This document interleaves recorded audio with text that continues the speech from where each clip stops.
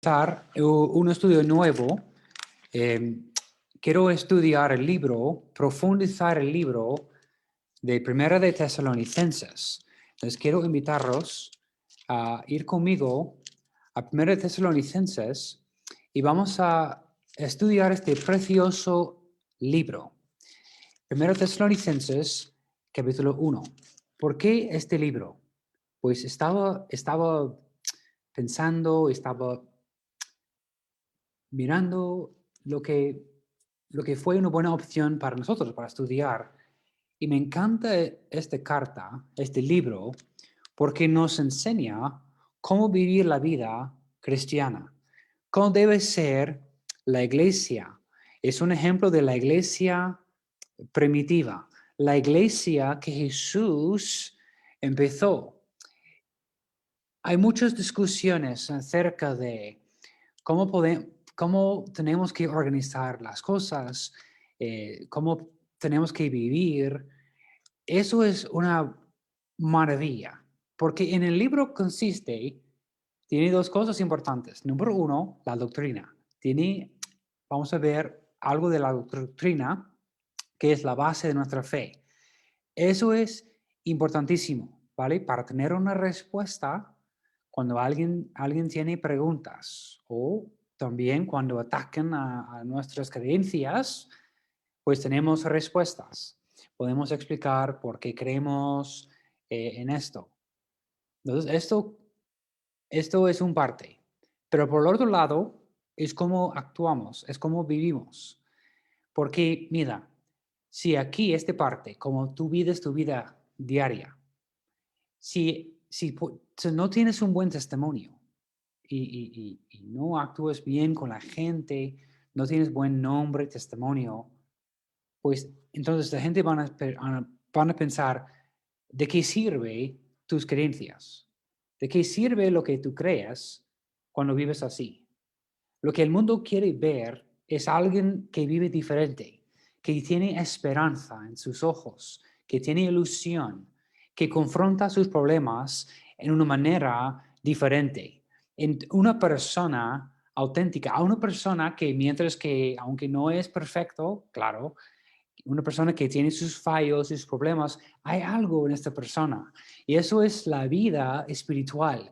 Eso es el poder del Espíritu Santo que obra en nosotros para producir en nosotros la nueva vida, una nueva persona, una persona que está experimentando este cambio en su interno, ¿vale? En su interior. Entonces, este estudio es buenísimo porque hay muchas discusiones sobre, tenemos que vivir así, tenemos que, no hacer, vamos a ver. En este libro tenemos la historia de una iglesia preciosa, como la iglesia empezó. Por eso me encanta este estudio. Entonces estamos en Primera de Tesalonicenses, capítulo 1, y vamos a leer un par de versículos, ¿vale? Y luego vamos al libro de Hechos para ver el trasfondo y cómo Pablo plantó esta iglesia. ¿Vale? ¿Estáis conmigo? Versículo 1 dice Pablo, Silvano y Timoteo a la iglesia de los tesalonicenses, en Dios Padre y en el Señor Jesucristo. Gracia y paz sean a vosotros de Dios nuestro Padre y del Señor Jesucristo. Damos siempre gracias a Dios por todos vosotros, haciendo memoria de vosotros en nuestras oraciones, acordándonos sin cesar delante de Dios y Padre nuestro de la obra de vuestra fe, del trabajo de vuestro amor y de vuestra constancia en la esperanza en nuestro Señor Jesucristo. ¿Qué está diciendo todo esto? Pues mira, lo que es curioso es que Pablo empezó la iglesia en circunstancias turbulentas, en medio de un caos, en medio de muchos problemas. Pablo empezó la iglesia. En el cristianismo crece aún más rápido cuando hay caos en el mundo, cuando hay problemas, cuando hay dificultades, cuando hay caos en el mundo, hay un paz dentro de nosotros. El cristianismo existe en otro mundo. No nos afecta tanto lo que está pasando en el resto del mundo. Seguimos adelante con nuestro Señor. Y eso es la gran diferencia. Pues Pablo dice aquí en versículo 2, damos siempre gracias a Dios por todos vosotros. Es que Pablo tenía que huir. Pablo tenía que huir por su vida porque los malos, la gente religiosa, querían matar a Pablo. Entonces, él, él tenía que salir corriendo y la iglesia, y dejó la iglesia sin su pastor principal. Y había otros hombres en la iglesia para ayudarles. Pero cada uno entonces tenía que tomar mucha responsabilidad para trabajar en la obra, para ayudar a la obra a seguir adelante. Es un equipo, la iglesia. La iglesia no solo consiste de un pastor y su familia. La iglesia no solo consiste de misioneros que están trabajando ahí. La iglesia es de cada uno. Mira, dice el versículo 2, damos siempre gracias a Dios por todo, todos vosotros. Cada persona en la iglesia tiene importancia. Entonces necesitamos cada uno para hacer su parte. Cada persona en la iglesia tiene su parte importante.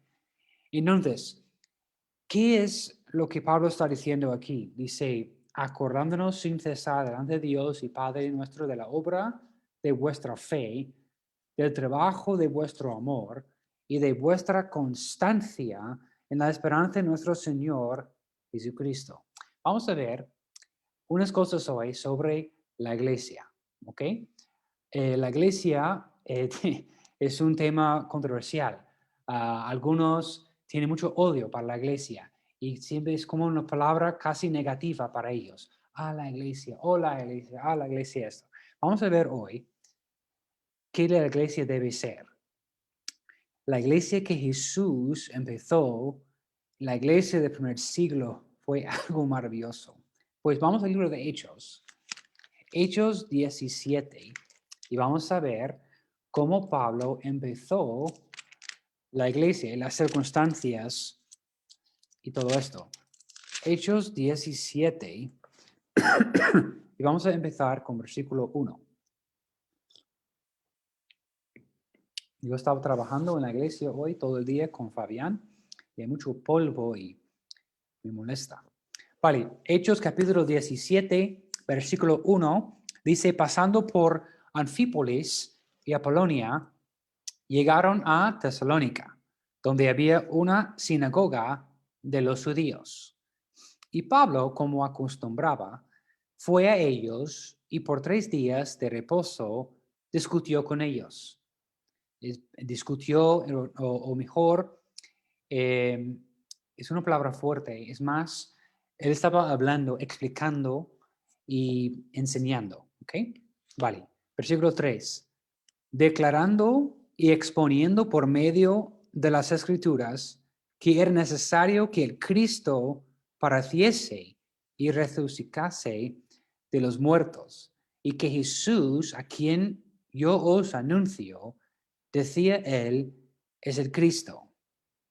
Y algunos de ellos creyeron y se juntaron con Pablo y con Silas.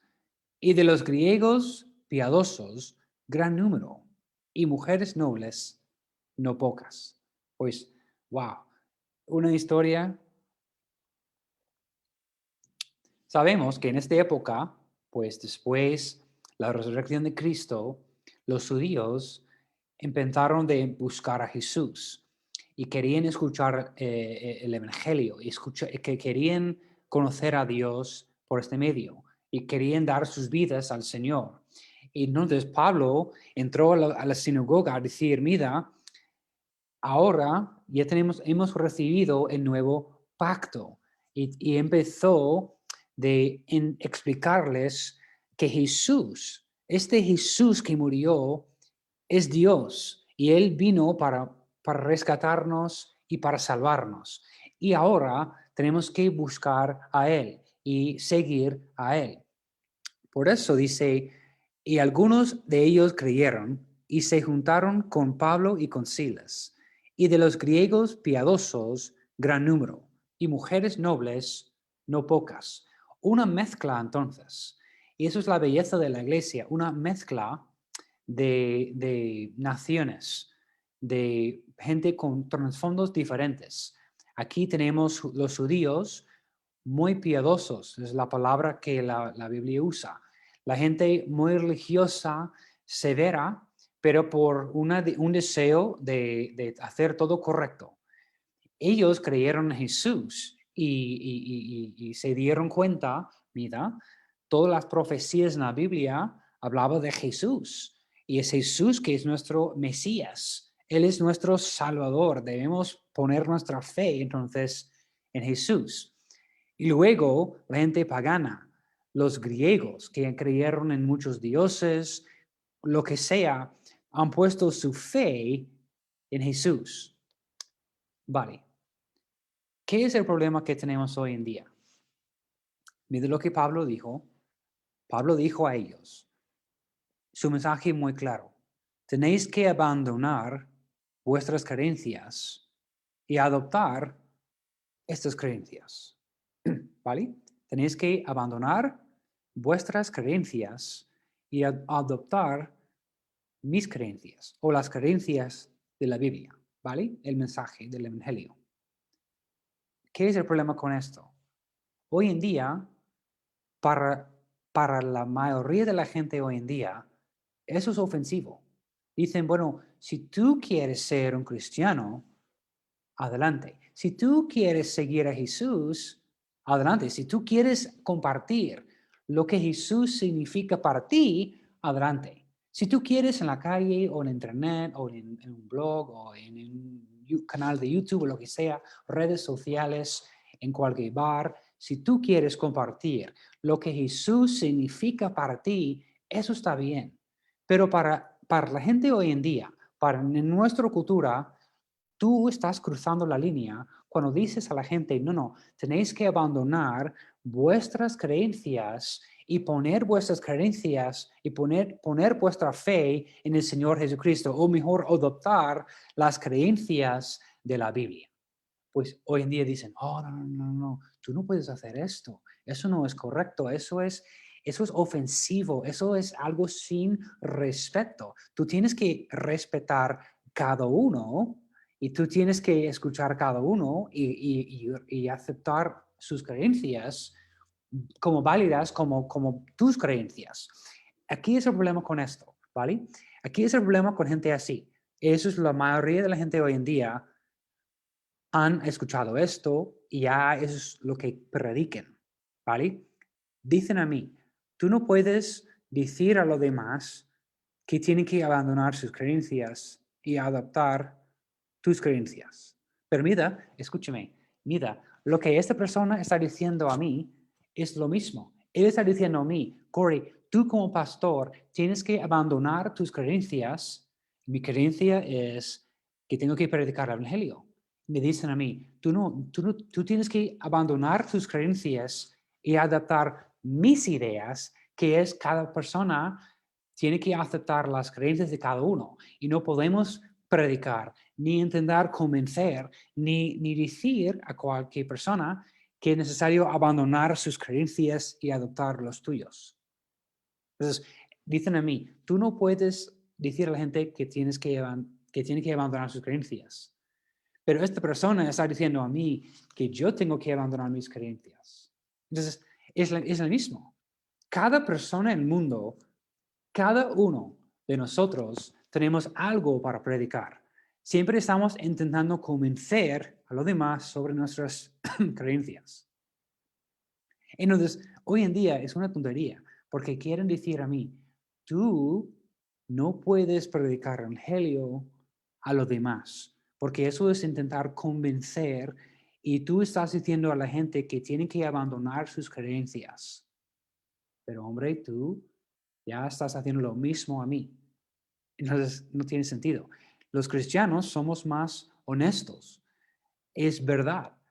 El mensaje del Evangelio en este sentido es ofensivo. Si tú quieres conocer a Dios, si tú quieres ser salvo, tú tienes que abandonar tus creencias y tus ideas y adaptar, recibir el Evangelio, que Jesús murió en la cruz para pagar por tus pecados y luego resucitó para quitar el pecado del mundo, para pagar por nuestros pecados. Y cuando una vez pones tu fe en el Señor Jesucristo, recibes el regalo de la salvación, recibes perdón por tus pecados y ya tienes una relación personal con Dios. Es el único camino. No hay varios caminos, no es que cada uno tiene su... No. No hay muchas puertas, no hay muchos caminos, solo uno. Y es el Señor Jesucristo. Por eso, Pablo entró en la sinagoga diciendo a la gente allí, Jesús es el Salvador. Jesús, que acabo de estar con nosotros, murió en la cruz para pagar por tus pecados y luego resucitó. Él tiene el poder sobre la muerte. En Jesucristo tenemos vida nueva. La resurrección es el parte principal de la iglesia primitiva. Entonces tenemos aquí, una mezcla de gente. Es maravilloso, me encanta. Pues mira, vamos a continuar. Estamos en versículo 5. Mira, entonces los judíos que no creían, teniendo celos, tomaron consigo a algunos ociosos, hombres malos, y juntando una turba, alborotaron la ciudad y asaltando la casa de Jasón, procuraban sacarlos al pueblo. Pero no hallándolos, trajeron a Jason y algunos hermanos ante las autoridades de la ciudad, gritando, estos que trastornan el mundo entero también han venido acá, a los cuales Jasón ha recibido, y todos estos contravienen los decretos de César, diciendo que hay otro rey, Jesús. Pues claro, vamos a decir esto, eso es verdad.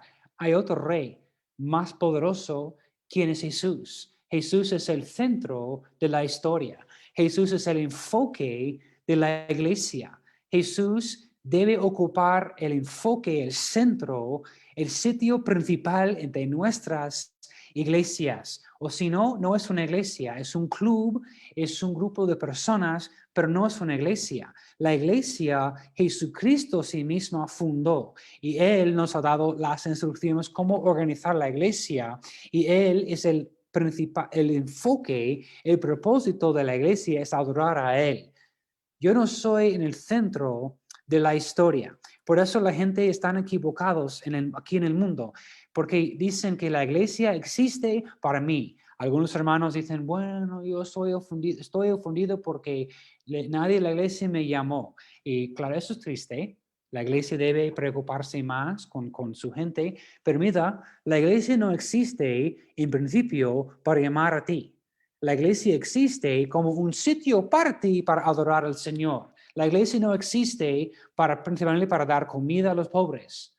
Eso es lo que el mundo también dice. La iglesia debe cuidar a los pobres, la iglesia debe hacer más para los... No. La iglesia no es lo que tú piensas. La iglesia es lo que la Biblia nos enseña que es. Y no existe para simplemente dar comida a los pobres. La iglesia existe para adorar al Señor Jesucristo. Y una vez que tú recibes a Cristo como tu propio Salvador, Dios va a ayudarte en tu vida. Dios puede ayudarte a encontrar trabajo y arreglar tu vida. Y estamos aquí para esto, para ayudarte a conectar con el Señor y tener tu vida espiritual y para crecer en tu vida. Y estamos aquí para apoyar y ayudar. Esos son temas que la iglesia tiene. Pero nuestro principio, nuestro enfoque, nuestro propósito principal no es para ser un grupo que hace pues, buenas cosas en la comunidad. Vamos a limpiar parques, vamos a limpiar las calles. Esas son cosas buenas para hacer, pero eso no es el enfoque. El enfoque es el Señor Jesucristo, experimentando a Él es su amor en nuestros corazones. Y claro, luego, después la salvación, en la nueva vida produce en mí buenas obras. Pero no es que estoy intentando agradar al Señor haciendo buenas cosas en la comunidad. Y la iglesia no solamente existe para hacer cosas buenas en la comunidad, existe para la gloria de Dios. Es un sitio para alabar al Señor Jesucristo. Entonces, la gente empieza que ellos están en el centro de la historia y eso no es. La iglesia, perdón, no existe para ti. No es un sitio para ayudar y para animar. Esos son efectos secundarios. La iglesia existe para adorar al Señor. No es que lo que yo recibo en la iglesia es lo que yo puedo dar. Entonces, eso es cómo entender la iglesia. Pues aquí, unos hermanos en la iglesia, pues la iglesia estaba en ese momento, no tenía su propio local. Estaban reuniendo en una casa de un hermano. Y este hermano ayudó a Pablo para escapar. Pero vino las autoridades a tocar su puerta y decir, ¿dónde esté? Pues dice, Pablo no está aquí. Pues tú y tu familia conmigo. Y tenían que ir al ayuntamiento para hablar con los líderes, ¿vale? Eso es donde estamos en la historia. Pues continuamos. Versículo 7 otra vez, a los cuales Jasón ha recibido. Y todos estos contravienen los decretos de César diciendo que hay otro rey, Jesús. Y alborotaron al pueblo y a las autoridades de la ciudad oyendo estas cosas. Pero obteniendo fianza de Jasón y de los demás, los soltaron. Inmediatamente los hermanos enviaron de noche a Pablo y a Silas hasta Berea. Y ellos, habiendo llegado, entraron en la sinagoga de los judíos. El hermano Jasón tenía que pagar una fianza bastante gordo, con la promesa, mira, si viene Pablo otra vez, tú vas a perder la fianza. Entonces, este hermano quería proteger la iglesia y quería hacer un sacrificio grande para continuar la obra en la ciudad, porque muchos han aceptado a Cristo. Muchos estaban creciendo en su fe y con su relación con el Señor. Y fue una cosa muy bella, muy bonito. Entonces, ¿qué historia? Por eso, eso es el trasfondo. Otra vez en 1 Tesalonicenses, por eso Pablo dijo, wow, yo soy muy orgulloso sobre vosotros por el sacrificio que habéis hecho y en mi ausencia la iglesia ha continuado. En mi ausencia todos tomaron sus responsabilidades para organizar, hermanos, vamos a organizar los cultos, tenemos unos hombres para enseñar y hacer la predicación, pero alguien va a limpiar, alguien va a traer un desayuno, vamos a visitar la gente enferma en los hospitales, vamos a organizar tiempo para orar, la oración, vamos a organizar las ofrendas, lo que sea. Entonces, la iglesia ha continuado y ha crecido mucho. Y eso es el contexto, el trasfondo de este libro. Y es increíble. Entonces, otra vez, más, en 1 Tesalonicenses capítulo 1, versículo 2, damos siempre gracias a Dios por todos vosotros, haciendo memoria de vosotros en nuestras oraciones, acordándonos sin cesar delante de Dios y Padre nuestro de la obra de vuestra fe y del trabajo de vuestro amor y de vuestra constancia en la esperanza en nuestro Señor Jesucristo. Entonces, número 1 dice la obra de vuestra fe, que la fe produce las obras. Número 1. Pero me encanta el número 2, dice, del trabajo de vuestro amor. Pablo se dio cuenta que la obra de los hermanos, lo que han hecho, el sacrificio, todo el trabajo, ha venido de sus corazones. No fue una obligación, no fue por vergüenza, no, fue por amor. Lo que hicieron con amor. Y eso debe ser la iglesia. Eso debe ser la vida cristiana. Todo lo que hacemos, lo hacemos con amor. Es muy notable. Cuando tú haces algo con amor, es muy notable.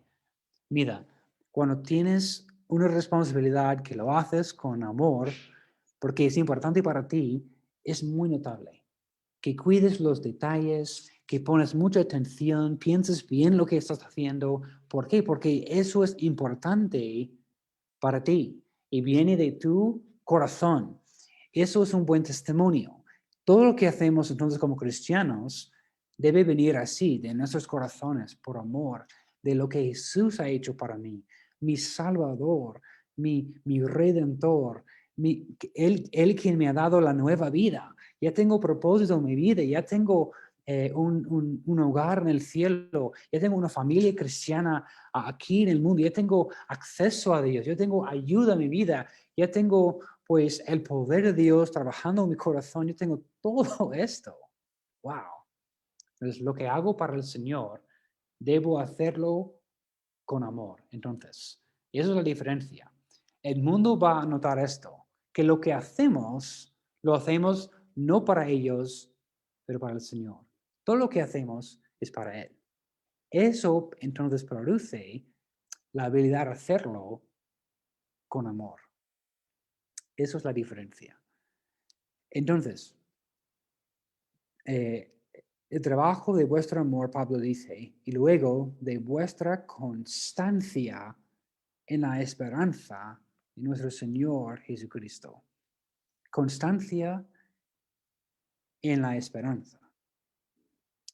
La esperanza entonces descansó en la doctrina, en las promesas. Entonces, la iglesia tenía una esperanza tremenda. Y la iglesia no ha colapsado.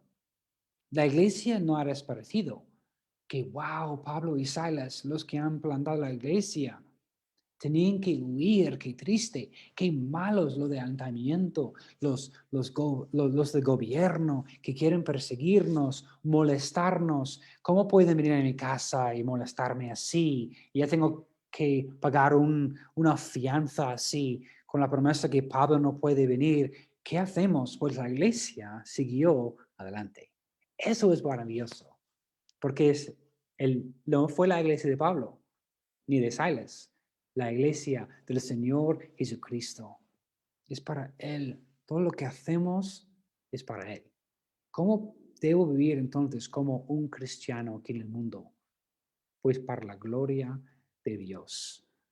Todo lo que hago es para Él. Entonces lo hago con amor. Esa es la diferencia. Y cuida a la gente pues con amor. Hablo con la gente con amor. ¿Por qué? Porque Jesús ha cambiado mi vida. Y entonces, en medio de las tormentas, en medio de muchos problemas, en medio de caos, yo tengo paz. Porque mira el versículo 1. Pablo, Silvano y Timoteo, a la iglesia de los tesalonicenses en Dios Padre y en el Señor Jesucristo, gracia y paz sean a vosotros. Esta paz que solo viene de Dios. Entonces, su gracia es el poder para vivir, es el poder para vivir diferente en su gracia. Vivimos, caminamos en la gracia, no en las obras, en la gracia. Y tenemos la paz del Señor que el Señor nos ofrece, que en momentos turbulentos nosotros tenemos paz. Entonces, ¿cómo podemos explicar que esa iglesia creció en una situación así? Impresionante. Pues la iglesia creció y los hermanos han crecido porque Jesús no cambia.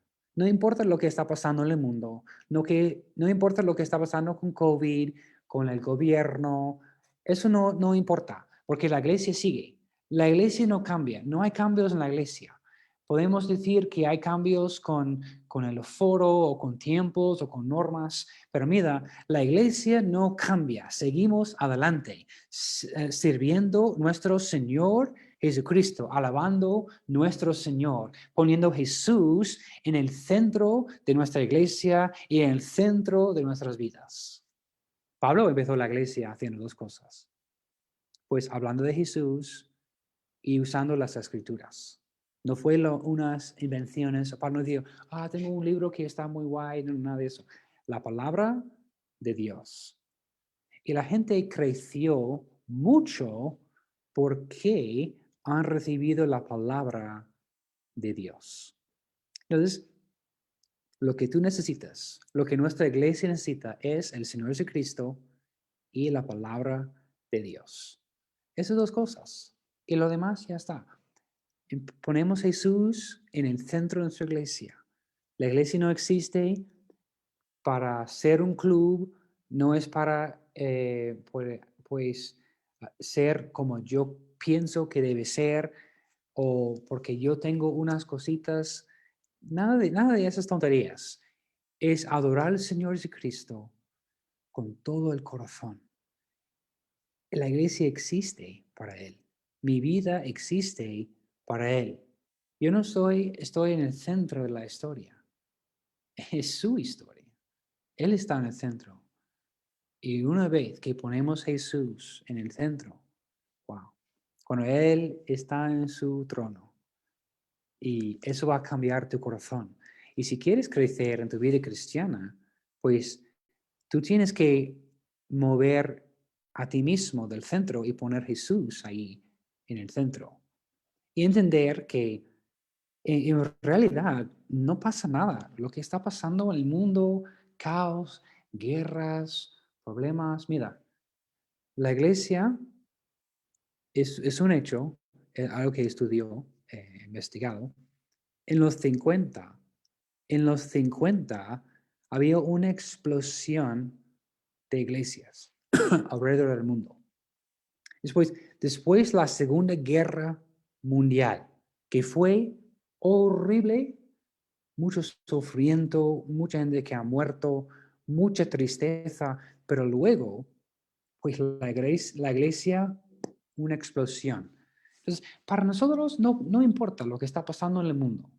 Seguimos adelante. La iglesia sigue en momentos difíciles, con turbulencia, con gobiernos que quieren poner presión. No importa para nosotros, seguimos adelante. Y lo más presión que hay, lo mejor. Porque lo peor es cuando hay todo bien fácil. No, es que tenemos libertad, tenemos los derechos para congregar. Y eso es cuando los cristianos quieren dormir.